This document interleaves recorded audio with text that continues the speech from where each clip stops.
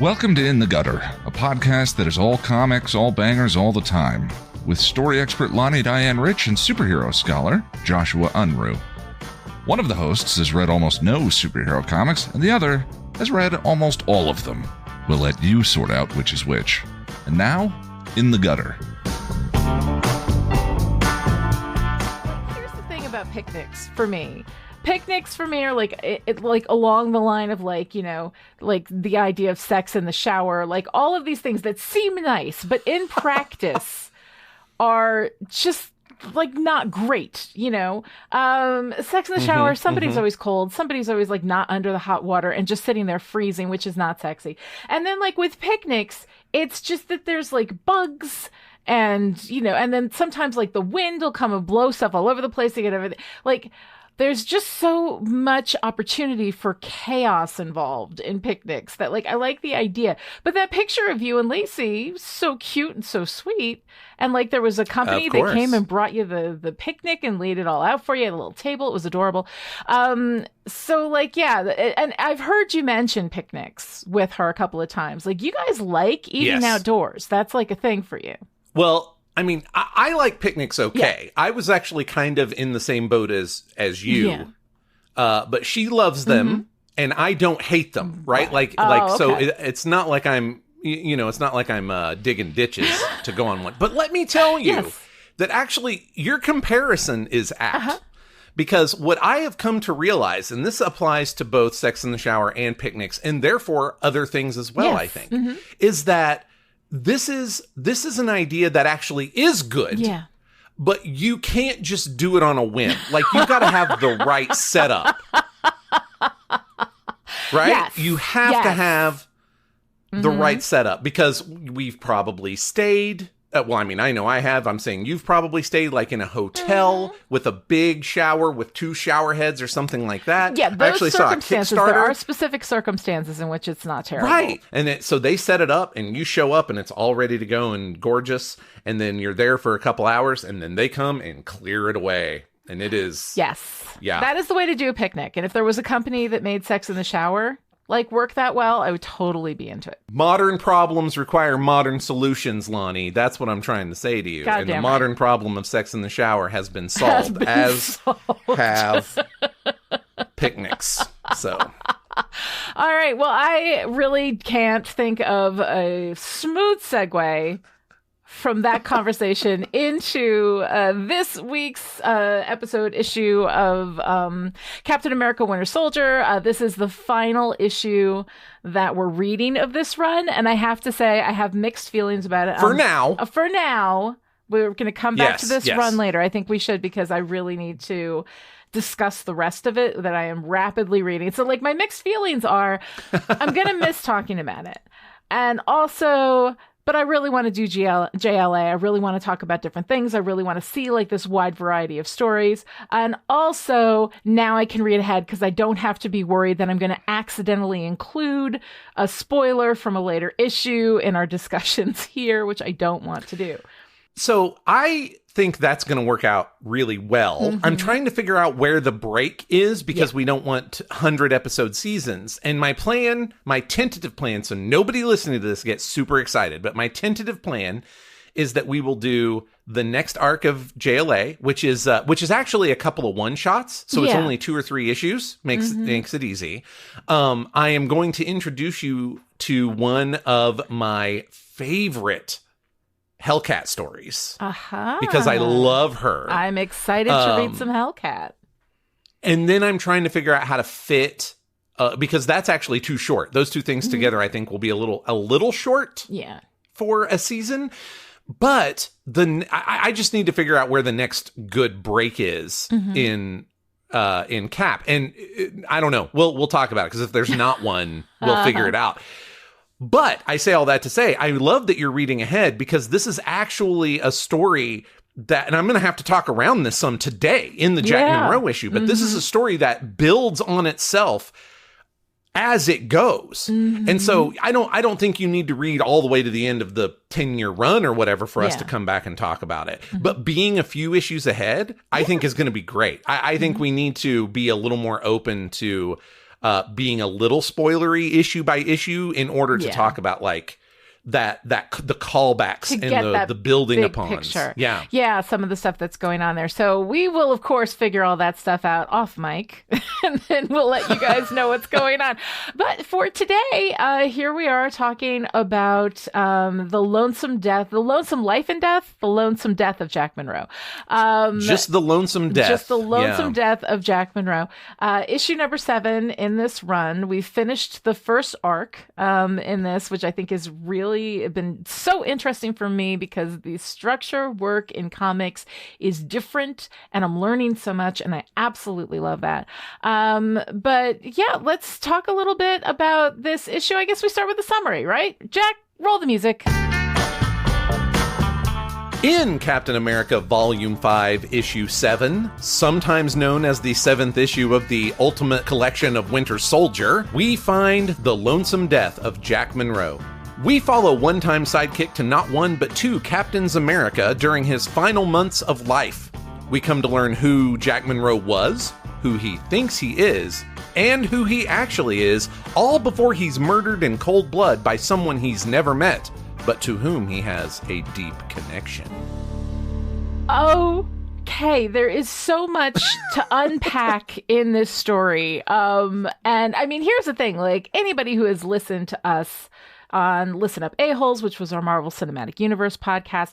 Anybody who's listened to me talk basically about anything knows how much I love a good identity story. And this one is like 12 identity stories in a trench coat. It's such a mess. There are so many of them. I can't keep track of anything. And, you know, we've got this unreliable narrator sharing all of this history, all of this detail. And the thing is that, like, I don't dislike an unreliable narrator. You mean, from a professional standpoint, I don't think it's bad at all. I don't think it's a bad device. It just tweaks, like, my personal issues, which, by the way, just for people out there, is an insanely useful way of using fiction to understand yourself better. So when you find yourself feeling really strongly about something, be it positively or negatively, I really recommend curiosity rather than condemnation. It is so much more useful to you and everyone else when you choose to talk about it, you know? But anyway, for me, like, instead of, which I think most people have with unreliable narrators, they're like, ooh, here's a puzzle. I can figure it out. What's real, what's not. And that's very engaging. I respond with, wait a minute, what the fuck is going on here? I don't understand anything, you know? And since there are no other narrators in the story, although we do get some kind of omniscient POV when we see the reflections between what Jack sees and what the reality is, I feel like I'm just not connected enough to a reality to understand and decode what is real, what is not, because some of what Jack sees is real and some of his you know, his sight is interpretive of things that are not actually there, which I think is just a really interesting way of looking at all of us and the ways that our personal narratives change the meaning behind something that we may see and just interpret in a way that may not actually be connected with reality, which I think happens to a lot of us a lot of the time. So that's how, like, you know, my problem with this is not the comics problem. That is my problem. That's something for me to take to my therapist. One of the ways in which fiction is really, really helpful. When you respond strongly to something, interrogate those reasons, because you will learn some interesting shit about yourself. So what was your response to this issue? Well, let me say first, I think you have an added layer. I mean, you come to this very self-aware about your feelings about an unreliable narrator, and Jack is definitely an unreliable narrator, like with purpose. But you have an added layer here that is not as much your fault, which is that so much of the reason that Jack has become an unreliable narrator in this issue is based upon decades of comic book history. Now, it's not like he shows up nonstop since the 50s. In fact, he wasn't really there in the 50s, even though we've decided he has. We'll come back to how retcons work a little later in the conversation. But you're just, he comes up, he bubbles up, he bubbles down. He comes up, he goes down. Sometimes he's more important. He was actually a big deal through part of the 90s for a minute, you know. And also, as an aside, special thanks to friend of the show, Matt Liparata, for pointing out that Brubaker is responding to Mark Grunwald's last seminal run, like the last, this is the big, most important run. Well, there was a Mark Waid run in there that was pretty good, but we don't talk about it all the time. Like they talk about Grunwald's run. And Brubaker is really vibing off a lot of what Grunwald did, which involved Jack Monroe. It involved Red Skull getting a clone of Captain America's body. Like there's just a lot of this that is reflected here. You don't have any of that, you know? And when it comes to the Grunwald stuff, I have read that, but probably when it was new. Like I haven't revisited it, so I don't even have all of it. So on top of your sort of reasonable personal interrogation of unreliable narrator, you also have some of this we are supposed to realize is true, but you don't have that background, right? Like you just don't have it. So it all feels unreliable to you. And we'll unpack some of that, you know, as we go. And actually, in a real way, I think that enhances the experience of the issue. I think knowing where some of the bumpers are, like knowing where some of the reality definitely is, maybe undermines, for me, how unreliable Jack is supposed to be getting as the issue goes, you know. Well, and as you bring that up, you know, what I find really interesting is that it really speaks to Brubaker in that he is taking, you know, an entire history of Jack being used in story arcs that are really about other people and then given his own stories and how all that works and all of the things that have happened to this character, which in universe, he was being used and manipulated in a lot of these circumstances as well. Yes. And out of universe, we see all of these different people looking at him from different angles until he gets so internally splintered that he doesn't know which angle to look at himself either. Yeah. So the fact that Brubaker can take all of that history, turn it into a one issue meditation on what being a superhero will do to people. Like, if you actually look at it from the inside out, I think that a lot of times, especially those of us who are less familiar with superhero stories, we see them from the outside in. There he is, he's got his hand on his hips, cape flying, he's saving people, and that's all there is. Rather than thinking about what that experience must be like from the inside, how lonesome it is to be a superhero, and that people may deeply, deeply desire that, looking at it from the outside, thinking that it's just all wonderful to have that power and to have that, the fancy identity and the hero worship that so many people will give you, without realizing that internally, at the very least, you've got two identities. Many of these people have way more than that. And you're carrying the weight of the world on your shoulders at all times. I think that what I love the way that Brubaker is really deeply investigating the psychological, the human impact of that on these people who are, before they're anything else, people.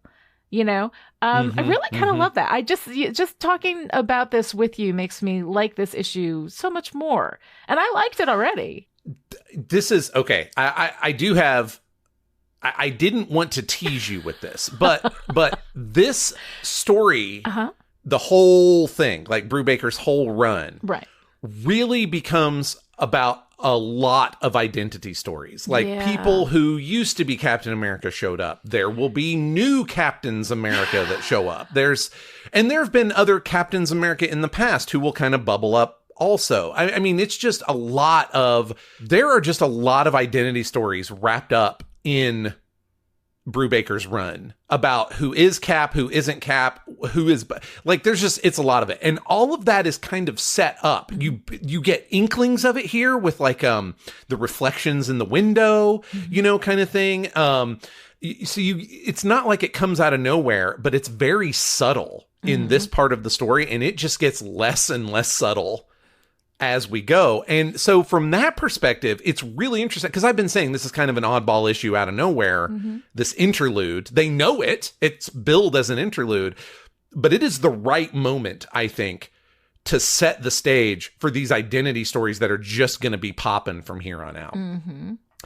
To speak directly to your what does it do to people to be a superhero, I think there are so many different answers to this too, and that it doesn't always have to be this like fracture of your psyche kind of thing.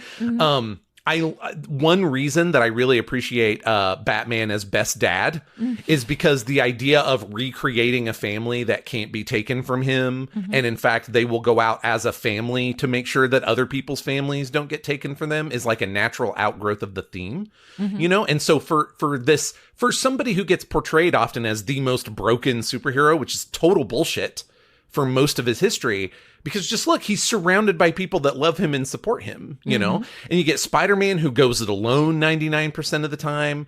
And I think this is done, I'm not current, so I'm not sure how much they do this in the Ms. Marvel show, but the first couple of arcs of her comic book, of Ms. Marvel's comic book, is very much this: I hero worship superheroes, I want to be a superhero so bad. She gets what she wants, and she's like, oh, it kind of blows about half the time. Is it worth it? And she has to answer that question. So what I really...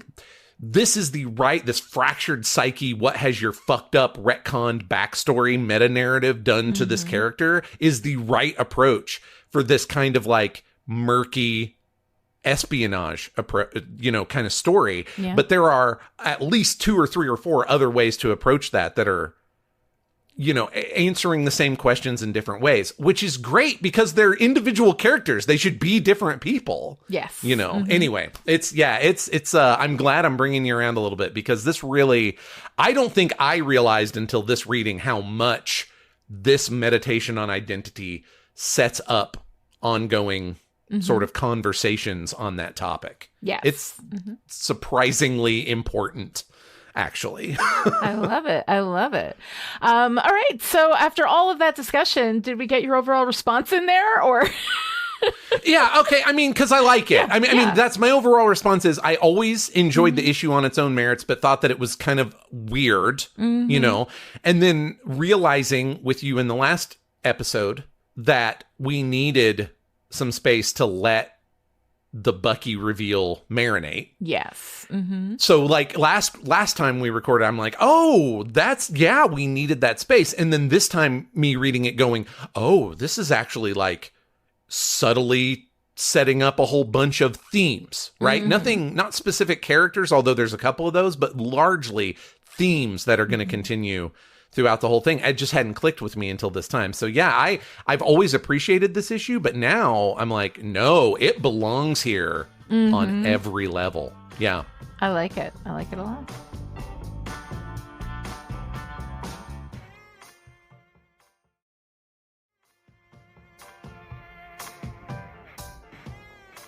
So when we're talking about the cover art, right? Yeah. We have this, I mean, it's such an incredible cover. We have Cap's red-booted feet standing on a wet sidewalk over a missing poster advertising Jack Monroe, a.k.a. Nomad.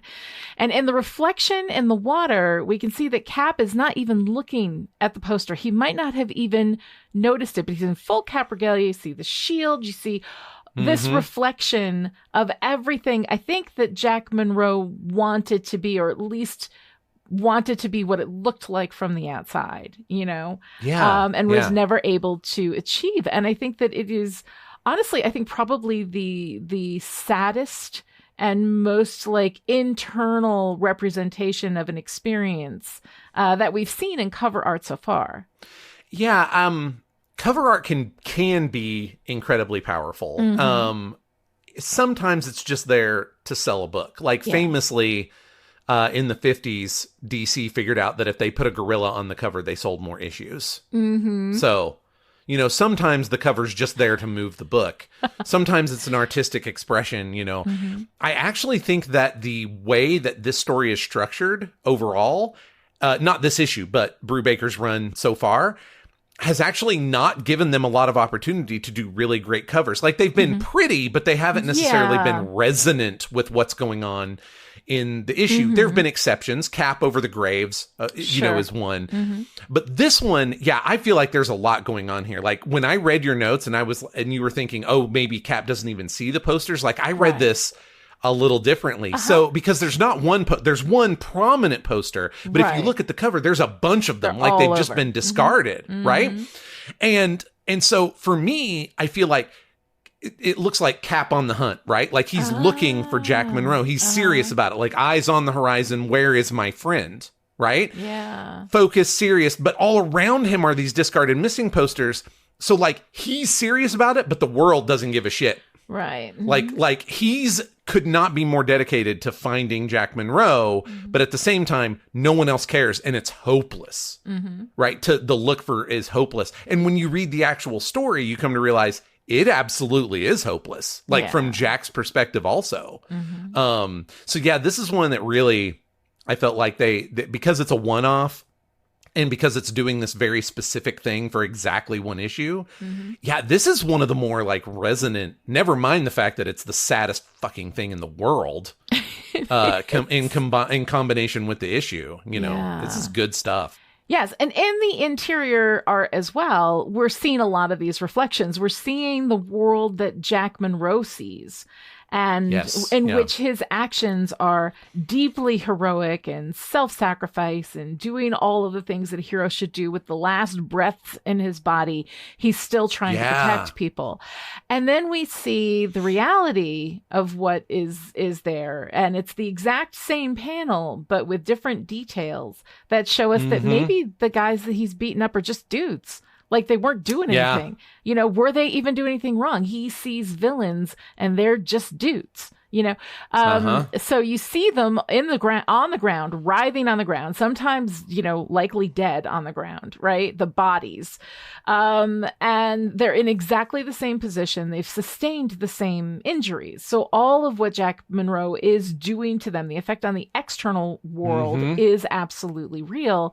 But his understanding, his interpretation of the narrative, which narrative is just the meaning that a story has, his interpretation of the narrative of that situation is completely different, in which he is the hero, and in the other one he is likely the bad guy, the villain, you know. And so I find that to be so interesting, especially when we've done so much meditation on, you know, during this run on why the villains are doing what they're doing. Everybody is the hero of their own story. We're all serving the greater good, but yet there's a lot of damage done that when we justify with the greater good, we often ignore the damage that we're doing. Like we can't hold those two thoughts at the same time, you know? Right. So yeah, I found it really, I mean, again, like, you know, I struggle with unreliable narrator, but I thought that this representation was beautiful and just making such a statement about the ways in which our own personal narratives will completely alter the reality of a situation. So it's worth saying we have different artists for this single issue than we have for any of the other stuff. We've been following Steve Epting as the main artist with Michael Lark as the flashbacks up till now. In this issue, we get John Paulion and Tom Palmer, and we get a really different art style than what we've had before. It's not cartoonish, but it's definitely less photorealistic. Yes. And it actually made me wish that in those couple of panels where we, the reader, get a glimpse of what real life was, I almost wish they would have gotten Epting or Lark to draw those panels, right? Oh, yeah. Just those panels, so that we're like, oh, yeah, that's real. Right. And the rest of this is less so, because I don't think it's an accident that they chose somebody less. Again, it's not cartoonish, but it's less overtly realistic. And partly we're going to get like a whole page of psychedelic mind fracture that I don't think Lark or Epting could have done, honestly. Like it's outside of their wheelhouse. Yeah. You know? And that's some incredible artwork too, when we get into the fracture of Jack's mind. Yeah. So I love the fracturing of the mind stuff. I love that like this is the gutter doing some of that real work too, right? Like we've talked about how we can do passage of time, we can do all kinds of things in the gutter. In this case, we literally went from unreality to reality in between the gutter. Just for us, the reader. Like that is a little like omniscient narrator out of nowhere, which I think in a novel would be kind of cheaty. But in the comics, it's like we're always riding on their shoulder. We never get to see I mean, I mentioned this once before that I like stories that every now and then remind us everyone in the Marvel universe isn't riding on the shoulder of the superheroes like we, the reader, are. Right. It's kind of like that with this, just like one panel to the next. Boom. And then again at the end, we leave Jack because he's dead. Yeah. And we get the big reveal that he has absolutely not been doing what he thinks he's doing. Yeah.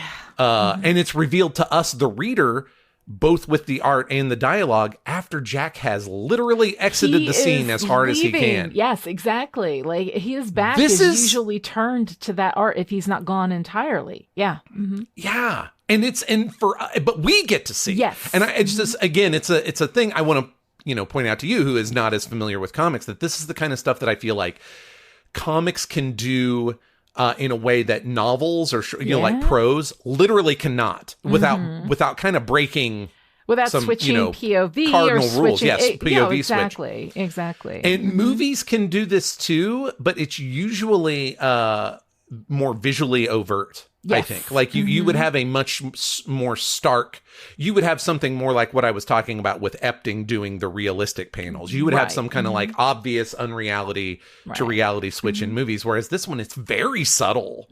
And comics can do this and other ways to tell a story can't. And it winds up being really impactful, I think, to the way that we read Jack's story, or the end of Jack's story is what it really is.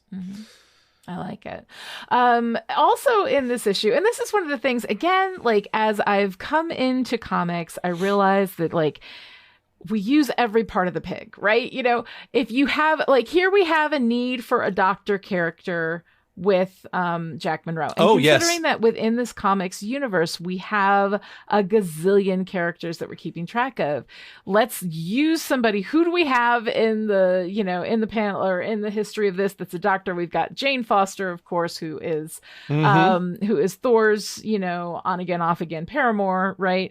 And no mention of Thor, no mention of that history. If you know who Jane Foster is, if you know, it's one of those situations, right? So we bring in Jane Foster. I'm so pleased that we didn't do any background on that. It's an Easter egg if you know it, and if not, it doesn't take anything away. So here we have her as the doctor. She's like, well, dude, you're going to die. Here are all of the reasons because of the ways in which your body has been abused to serve this superhero purpose. All of these things are combining all of this history, all of this experience, all of this medical, fuckwittery that has been done to you predominantly by S.H.I.E.L.D. Now leaves you broken and dying. And sorry, like that sucks. Yeah. And let's keep an eye on things. And then we've got, in addition, this whole weird shit with Jack Monroe was actually with another Steve Rogers, who was such a big fan of the original Cap and had made himself look like Steve Rogers and was going out pretending he was Cap, which is a whole other thing, like just the insane stuff that has happened to Jack throughout the history. How he landed into this wasn't even real. The entrance point for Jack into this world, into this experience, wasn't even real. And that to me feels like, first of all, thematically on point. Way to stick to a theme, Brubaker, right? Yeah. But then we're telling way to pick up about other people's threads. Exactly. Like that, to not just stay on theme with a character you made up, right? Like you and I have both done that ourselves. Like that's not easy anyway, but if you're making the thing from the ground up, you can do it. This is Brubaker staying on that theme by picking up threads since 1953, I think, and tying them all together. Yeah, it's very impressive. Beautifully, with like a golden rope. Like he is really taking all of these things that actually happened. And even though they were written by different people with different intentions at the time that they were written, he's taking all of this like incredibly messed up history and pulling it all together in a way that thematically is so incredibly resonant. Like he's finding a theme that takes all of this backstory and makes it kind of come together in this like really oddly harmonious, like song. It's just, it's such an incredible, like deft move. And as somebody, you know, like when you watch Simone Biles, you know, and like anybody can watch Simone Biles and be like, wow, that's some amazing shit, you know, but like as a story expert, to be coming into this and interacting with Brubaker's work, like I have never read this man before. I don't know anything about him coming into it. And now I'm like, oh, this dude is serious business. Like he knows what he's doing to such an extent, and has, I think, what I'm seeing in his work is such incredible respect for what has come before him. And he's like, I'm going to pick this. I'm going to use this, every part of the pig. And he's finding a way to make a meal from these random parts of pig that is like, it is Simone Biles level, like amazing. So I'm just so impressed with all of that. He's really one of the greats. Like, I don't think I'm making a controversial statement at all that like, there's a reason we talk about Brubaker. There's a reason that this story was picked up pretty quickly for the MCU. Like, oh, we're going to do it different, but we're going to do it, you know, because there was just all this stuff immediately baked into it. He's really good. And in fact, if anybody wants to read some options from Brubaker that are not superhero related, if superheroes are not as much your bag, or if you're liking this but you want the espionage stuff, I'm just going to do a couple of quick recs because Velvet is great. Velvet is what if Moneypenny were actually James Bond. Yeah, so that is and I think Epting does the art on that one too. So it's this squad just like, whoop, we're just going to go do this more pure espionage story. Also, I've mentioned before, he did a book called Criminal that is like intergenerational and one family, a criminal family. But I don't mean like high class organized crime mafia style, just like, as you've heard me say, just a family of ongoing low rent hoods, you know, kind of thing. That's a little reductive. So anybody out there who's like, Josh, you're barely doing it justice. I'm doing it in 2 sentences. Just go with me. But would recommend checking both of those things out. So I'll speak a little bit of comic book history to you as to why some of this happened to Jack Monroe, because this is the other amazing part is that like Jack Monroe, you're saying his entry into the superhero world wasn't even real. You mean that on multiple levels, no shit. Because the stories that they are referencing that are Cap and Bucky in the 1950s were actually written in the 1950s as Steve and Bucky. Because remember, I told you, they don't die on panel. Right. We find that out in the 60s when the Avengers pull him out of the water. So there's like this tiny span of time in the 50s when Stan Lee does a few more Captain America stories and they become like anti-communist guys. Like they're fighting. They get a new Red Skull who is red, you know, as in scare. Why they didn't call that guy the Red Menace? Shameful. But I'm just saying. Or even the Red Scare.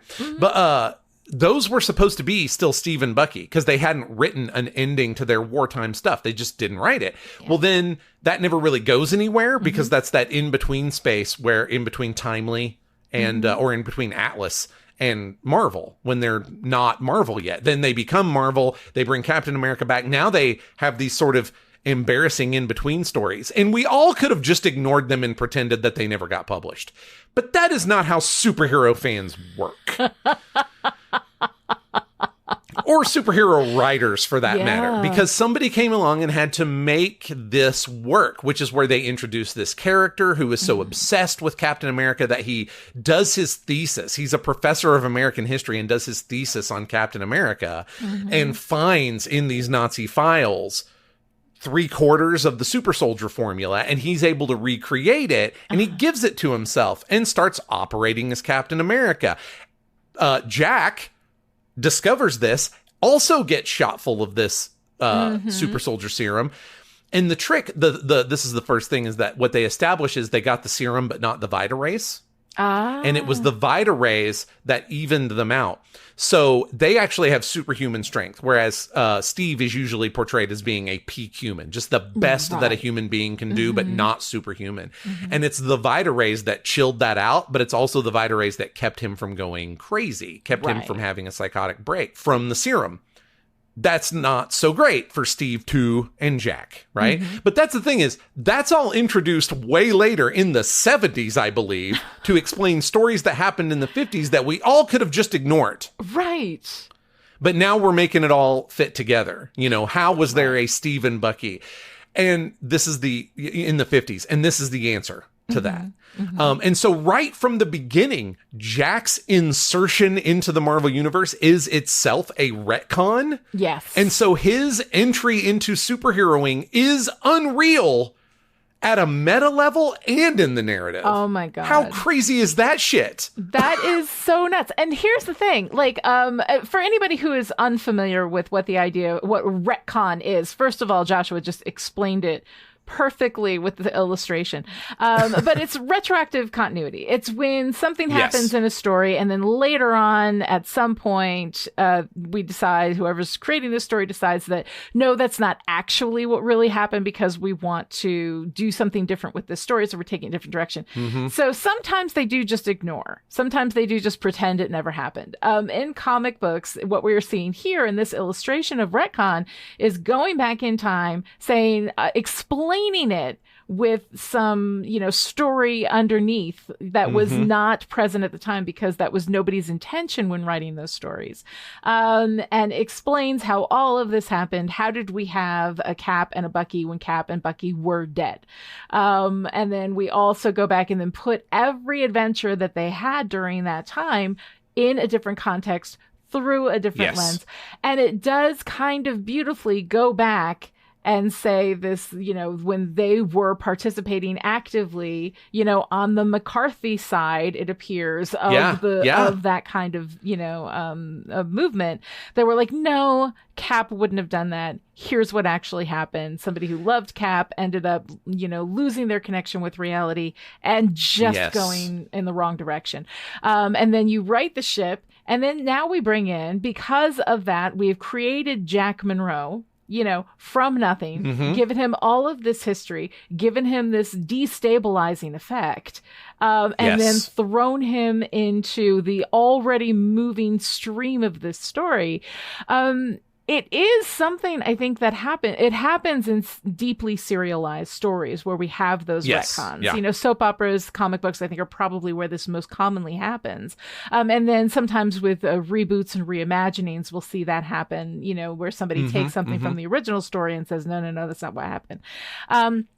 So, like, as an illustration of a retcon, this is probably the most complex and beautiful illustration of how that happens and then what happens. And then here we bring in this kid who was a kid when all of this happened, starting in unreality, and then being formed out of this need for a retcon. And then what do we do with this kid now, who destabilized, been running around, maybe even believing that he is Bucky,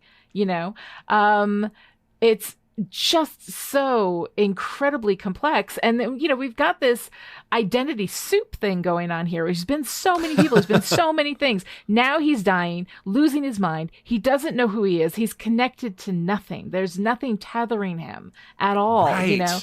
Well, there's one thing tethering him, but and boy, those of us who have had some mental health struggles will really vibe with this. He does have one tether, which he refuses to make contact with. Yes. Like, how many times in the story? It's at least a handful of times that he says, I should call Steve, and then absolutely does not. Does not. Absolutely. Which, again, anybody who's had struggles with mental health issues there's that resistance to reaching out and getting the help for a lot of different reasons. It's mostly because it's very, very frightening, because what happens then? What happens then? So then we have this, at the end, Bucky says Jack Monroe, and he's seeing Bucky as the Bucky that he was. And so it's him finishing himself. And all during this mission to protect this daughter that had been adopted, that was in a new family, that was okay. He shows up in this town after getting the information that leads him to his daughter. That's when he's killed. So there's also this, who sent him that information? If Bucky sent him that information to bring him to this town, why did he have to kill him in this town? Like, all of that stuff feels like, for me, I didn't understand why that was happening, because Bucky is like, he can go anywhere, track down Jack Monroe and kill him. Why connect him with this daughter he never knew? And why, why would he want to give him this he doesn't know that he's going to take on this mission and imagine these drug dealers, and imagine this threat for his daughter, that the last thing he's going to do. Like, that's incredibly meaningful for Jack, but like, why would Bucky do that? Why would anybody send him that information? Or did somebody else send him that information and Bucky just happened to find him in this space? Like, who did that? Why did they do it? What was that about? Is that a question you can, without spoilers, is that a question that is going to be answered, or is that just kind of something that floats around? Well, I think that not in this issue, but in this arc, I think that there is an answer. Okay, there. All right. And I don't want to do this for pedantry, but for our purposes of not getting confused, I think we need to talk about Bucky and Winter Soldier, like James Buchanan Barnes and the Winter Soldier, as different people. Okay, right. Okay. And I think that's important for what I'm going to say about the symbolism of the murder, of Jack Monroe's murder. Like, it's going to get confusing if I don't make that delineation. It's interesting too, because it is the Winter Soldier who actually kills Jack, right? But what Jack sees is him, I think, himself as Bucky. So there's just this, it's this turducken of identity. It goes it's identities all the way down. There's so many different layers of things that are happening here. So in reality, it is not him killing himself, except in like a metaphorical reality, kind of is him killing himself. It's a conceptual version of himself killing himself, right? Yes. It's the version. I think it's multiple things at once, which is why it's fun. Because if he was seeing reality, he'd be seeing the Winter Soldier. Yes. Who looks like Bucky 5 or 8 years older. Yes. Right? Mm-hmm. And part of Jack's deal was that he bears a resemblance to James Buchanan Barnes, right? Like, that's part of how he wound up in the outfit. Originally, like the Steve 2 saw that, right?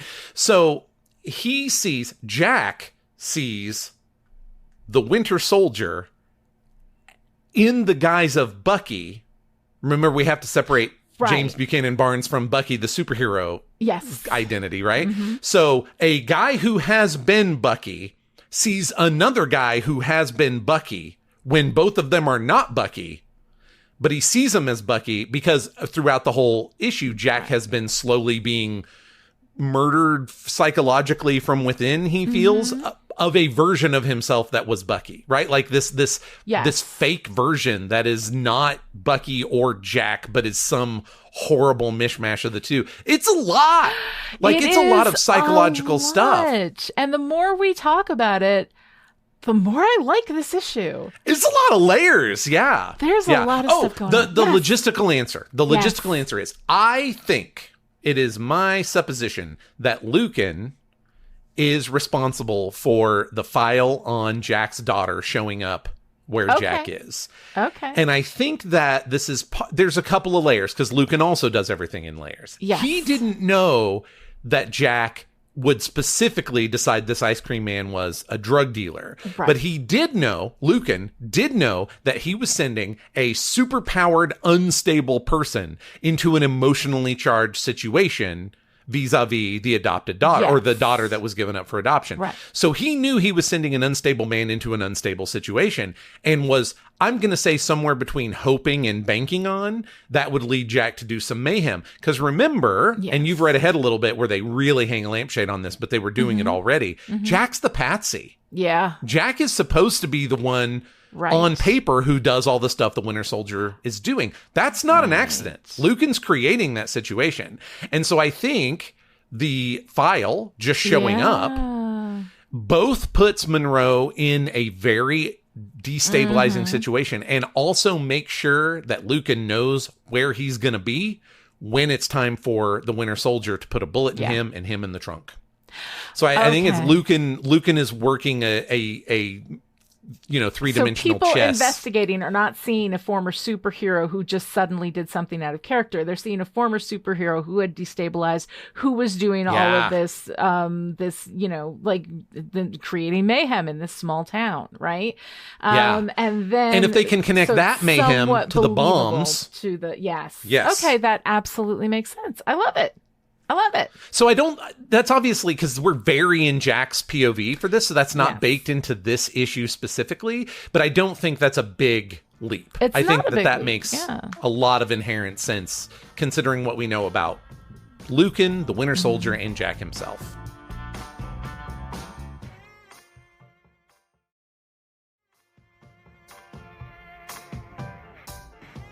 Okay, so Josh, tell me, what is your favorite art from this issue? It's spread out over a couple of different places, and I kind of tipped my hand a little bit because of how much work the Gutter is doing. But it's every time that it's revealed to us, the readers, that Jack is not fighting who he thinks he's fighting, right? And it's because it's so subtle. They don't really do anything to draw a big arrow to it. It's just one panel to the next panel. Those weren't bikers or gangbangers. Those were just dudes in suits, or whatever.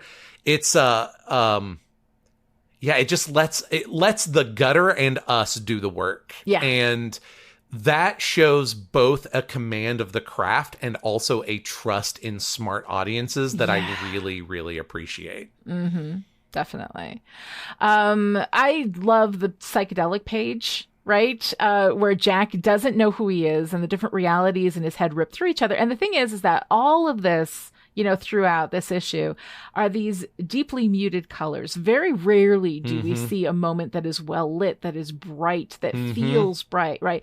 But we have through these, again, like the Gutters, in the panels, these black, lightning, jagged lightning strikes of bright, vibrant color, kind of violently tearing their way into a reality that is significantly darker, more shadowed, more muted. And that page just stood out to me as so, first of all, beautifully done, as a piece of art, just very, very interesting and intriguing, and it looks beautiful. But it also conveys this, the destabilized, interior space for Jack. It displays the violence of these identities ripping him from the inside. We see the fingers of the hero coming out through his mouth and literally tearing Jack apart into pieces. And the page does that in such a beautiful way and really conveys that violence while at the same time giving us the only part of Jack's reality that is bright and vibrant and feels alive, and so the contrast of that, the violence with that sense of brightness and light and clarity, that those parts of those panels have, I think is just such a beautiful artistic expression of what is happening here and what this internal experience would feel like. Just, I think, absolutely beautiful. What's your favorite part of the story? There's a line that Jack specifically thinks to himself where he says, "Sad to realize this now, but what has Jack Monroe been if not just a shadow of other men?" And I mean, we've talked about all of this, like how many different versions of himself that there have been, and all of them stand in the shadow of somebody else. Yeah. A fake Captain America, the real Captain. I mean, he's the most healthy when he's standing in the shadow of the real Captain America, but even that is not the best for him. He's been used as a tool, as Scourge, and then again by S.H.I.E.L.D. to a certain extent. It spoke very much to Jack in this story in a really poignant way, and also spoke to me on what living in a sprawling, never-ending shared universe can do. Right. like to this kind of like B or C level character. But if you think about it, it's like, yeah, pretty much everybody is, the longer they exist in this ongoing shared universe, the more fucked up they ought to be. Yeah, absolutely. That line was just huge to me. I mean, in one way it kind of gives away the game, but it happens so early. You know, it's such a sane realization before he really starts to go off the rails. Yeah. That to me, it feels like if he had called Steve or if he had called Dr. Foster back, that there was a chance he wasn't going to live, right? Obviously, but maybe he would have been less tortured in his final days. He was starting to come to some kind of like personal revelation about his life. And then he's just like, but no, I'm going to punch drug dealers instead, and puts it on the shelf. And it's like, that's the break that causes, or not causes, but sort of exacerbates all the further breaks. Yeah. It hit me hard. What about yourself? What's your favorite story part? You know, I mean, I definitely, like, after our discussion, like, retroactively enjoyed this issue a lot more than I think I did when I was actually writing it, or than I did when I was actually reading it. But I think it's this moment, you know, this exhale, like at the end, right? Jack is dead in the trunk of his car, killed by himself, kind of, but also killed by the things that he had been thrown into, right? You know? And as the car drives away, we see that the guys he thought were drug dealers, the ones he was staking out, the ones he was there to probably kill, right? We're legitimately just driving an ice cream truck. That's exactly who he was waiting on. Exactly. So those guys live, you know, through the day, right? Because Jack, our hero, was slain. And the sadness of all of this, I think this is probably, and again, I haven't read a lot of comic books, but this is probably the saddest story I've ever seen told, you know, in this format. And it weighs so heavily. And that moment, and that, like, the last thing that he was going to do, that a tragic event kept him from perpetrating more tragedy on people who were innocent, when he thought he was doing good. To me, it's just so incredibly tragic, and it's an end for Jack, that there's no opportunity for redemption, to make it right, to fix what he's done. There's that opportunity that life gives us, you know, that redemptive opportunity, that hope, is so completely extinguished, just like a candle, like, that's it. And it's so incredibly sad and tragic. And even though Jack is the bad guy in this issue, like, I have such incredible empathy for him and such sadness for him. And then that daughter who has no idea, you know, what was going on. She's just like, there was a man I just saw, and then he's gone, you know, and that's it. And that's her connection with her dad. And kind of, thank goodness. Yeah. Maybe she'll get a shot because she's not connected to this. Because she doesn't know, you know, and just so powerful and so sad. You make me want to give my honorable mention. Yes. Because my art honorable mention actually leads directly into this realization that Jack was about to do. I mean, we'd had hints that he was doing awful things, but this was going to be real bad. He was going to murder an ice cream man. Exactly. For giving children ice cream. Yes. And the honorable mention is the few panels where Winter Soldier says, Jack Monroe. Yeah. He turns around. He sees some version of Bucky and then says, "Do I know you?" Oh my God, first of all, that question. Yeah. But the Winter Soldier's answer is no. Oh, and when he, in the panel where he says no, first of all, he's right on a variety of levels. Variety of levels, yes. But that panel, he is in darkness. You can't even see him because of the muzzle flash. Yeah.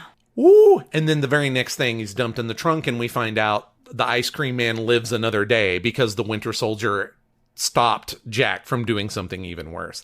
Every single thing in this book works towards that end. It's ridiculously well done. It is unbelievably well done. And there's so many layers in here, which I think is incredible. And I'm kind of sad. I'm sad because of this issue, which is so incredibly heartbreaking and sad. But I'm also sad that we are now going to be leaving this Captain America universe. I'm kind of sad that we're not going to be having more of these discussions, at least right now, about where this story is going. Yeah. But at the same time, also excited about starting Justice League. So tell us what's up, what's at bat for next week. All right. We will be back next week with the first arc of Grant Morrison and Howard Porter's JLA. So it's JLA number 1, A New World Order Part 1, Them. In this first issue, an alien super team shows up on Earth and seems to out Justice League the JLA, but little does anyone know, other than Batman, because that's his goddamn job, that the HyperClan is not in fact who they seem. Thanks for listening to In the Gutter with Joshua Unruh and Lani Diane Rich. If you enjoyed this podcast, please consider talking about it with your friends, leaving a review somewhere, or supporting Chipperish Media, patreon.com/Chipperish.